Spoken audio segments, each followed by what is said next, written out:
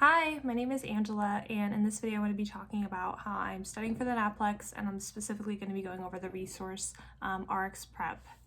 So just to let you all know who are watching this video maybe for the first time, I am a pharmacy student in my last year, and I'm going to go into my residency training, and I'm doing this channel just to give some tips for people who want to know kind of what the process is like, and someone who's going through the process can maybe give some advice so that you guys can get some ideas for those of you who are going into that field or who are already going through it and just can hear from another person's perspective.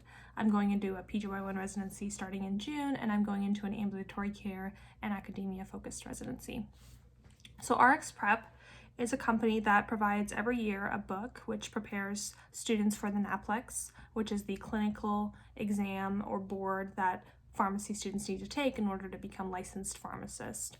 The NAPLEX is nationally equalized across our nation between every state in the US, and it's something that will be administered to every student regardless of where they're getting licensed. Each state has their specific law and their specific MPJE exam, but the NAPLEX is standardized and something that every student's going to have to take to test their clinical knowledge of being a pharmacist. So what I did is I purchased the RxPrep book and some of the resources through my class. My school actually didn't sponsor any RxPrep purchase, mainly because I believe there was a study done which compared pharmacy schools who did provide RxPrep or another certain pre-NAPLEX test or maybe some in-person classes or reviews, and it really showed that there was no significant resource which pointed to higher NAPLEX pass rates. And so I think my school specifically kind of pointed to that study and said, we don't have anything that's been proven to help every student succeed, so you just pick your own way to study for the NAPLEX. Some people don't choose to use RxPrep, they just choose to use their notes from school and study that way. But a majority of my class is using RxPrep, so I thought it'd be a good thing to run through it in this video. So I bought a 12-month access. I bought the book, and then it has all these online resources that I have access to, which includes video lectures on these clinical topics, a lot of exam questions. It said almost 4,000 exam questions, exam-like questions relating to each of those topics, and then we also get we get access to the videos and get access to those exam questions and just other tips and stuff with their online portal. I'm not showing their online portal because I'm just worried that RxPrep won't like that. Probably a copyright issue. I will show a little bit of the book, so I hope that's not infringing too much, but basically I just want to kind of show you what it looks like because I was intimidated hearing people talk about this big, thick RxPrep book that I'm going to have to go through one day, and I just hated thinking about that. So this is hopefully something that is a little bit eases your anxiety. So it has over 80 chapters, 60 of them or more are about clinical-ish things, but 5 chapters are calculation specific, 3 about compounding, and 1 about biostatistics. And they were all very good. I don't know how far I'm into it, but they're all the chapters are very, very good, no matter what, if they're clinical or they're math. I think that they did a great job making this book, and it's very understandable and not too difficult to understand at all. So how I've kind of started studying, I think I mentioned this in other videos, but I started in October just because I wanted to pick up some momentum and not have such a huge chunk to go through at this point when I'm almost close to graduation. And I just studied 2 hours a week. I set, I think, like a low bar with studying. I watched a lot more videos as my studying because it helped with my motivation.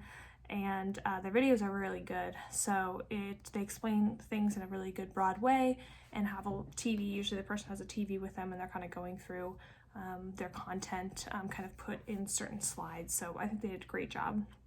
I started just going through those calculation chapters because I personally feel like I'm terrible at math. So even just doing those calculations chapter all the way through, I wanted to make sure there wasn't anything super difficult. But I was able to get through it, so that was something I decided to do early. And then I started going over topics in the book. First, the topics that I either wanted to know really well or the topics that were really tough for me. So some examples, I wanted to know diabetes, pain management, cardiac issues well, but I didn't really know issues like osteoporosis, women's health, infectious disease very well, so I tried to take those as well starting out. But now in this kind of months of March and April, I've started just making sure that I'm going to cover all of them, and then once it gets to May or even late April, I will start doing calculations every other day or every day, just making sure I can get very familiar, very comfortable. That's something that the book mentions and something that other people mention. You're going to have a lot of calculations, just get comfortable with them. The videos for RxPrep are about like half an hour to 2 hours. It just depends what topic you're covering. The quizzes there, the way that I'm utilizing them is just by trying to do them now at least every 2 weeks, because I want to get myself in the mindset of checking my knowledge. But once it gets time to closer to the exam, I may do the pre-NAPLEX. I haven't decided, but that's a way to quiz yourself and make sure that you're doing well. I have been told that the RxPrep quizzes are much more difficult than the NAPLEX actual test questions, so hopefully that's the case. But one thing I thought was cool, my preceptor recommended to me, was to break the RxPrep book up. So go to FedEx, she said, and ask them to remove the binding of it and put 3 hole punches in it. So that way you can take chapters out and carry them with you, or not have to do that big book, and when you turn the page it's not so hard, you know, you can just literally turn it and study much easier. And I was so glad I did that, and it was less intimidating because when I'm studying, I'm not studying this huge book and thinking, oh my gosh, I have to get through this whole book. And I was able to take it with me on rotation and to work, so I think it's a great idea, and I'll show you that in a little bit. As I'm going through the RxPrep book, there's some really good flowcharts and resources and little boxes of information that they've kind of compacted. So I'm using a scanner app on my phone and kind of grabbing the ones I really want to keep, and then I think I'm going to make a big list of like 3-4 pages of all their little flowcharts and things like that for me to use in residency or even in practice afterwards. May not be the case, but I did have a preceptor who kind of, I think, had like a combination of those like charts and stuff, and I thought it was so helpful because sometimes you just can't remember every single number, and rather than using Google, you might just have your resource right there. One thing I noticed is when, you know, I got to the infectious disease chapter, for example, they started using a lot of brand names, and I didn't know a ton of brand names for antibiotics, so I looked on Quizlet, and someone had already created a Quizlet for all the different antibiotics and brand names and generic. So I would just recommend to go on Quizlet and start searching some of this stuff up. If you hit a chapter where you really want to know or quiz yourself later and you don't want to have to make a Quizlet, a lot of people have made one online already. Steroid conversions or different steroid potencies, just a ton of different things. So I totally would recommend just utilizing whatever people have already made, because at this point in my studying, I really don't want to make more Quizlets. It just sounds like a pain. And as I'm taking notes, I'm just taking really brief notes. You know, I would love to know a lot of this stuff, but I really have to be mindful of the fact that not all of it is going to be tested, and I just need to take notes on what I think will be tested or what I think I really do want to know in the future. So it's a little bit different, I think, than pharmacy school studying. So this is the cover of the book for 2021.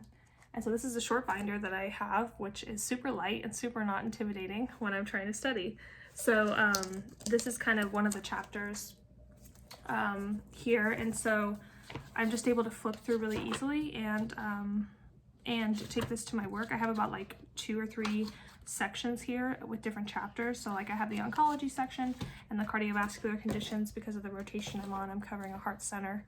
So it's really, really helpful, and I think that was one of the best tips I got, was just to cut the binding and to make it really easy to carry. So I certainly would recommend this resource. Of course, I haven't taken the NAPLEX, so I don't know if it actually helped me pass, but it's definitely something that a lot of students use. And if you're able to get a class group purchase, then you're able to access those online quizzes and those online videos. For me, it cost me around $450 to purchase this book and purchase the online materials because of the group class purchase I had. They offered us a discounted rate. So I don't know what the cost will be when the time comes for you to buy it, or what it'll be if you don't have a class purchase, but I would really recommend you try to get your class together, if your school doesn't already sponsor it, to get a group class purchase for that. So I hope this video was helpful.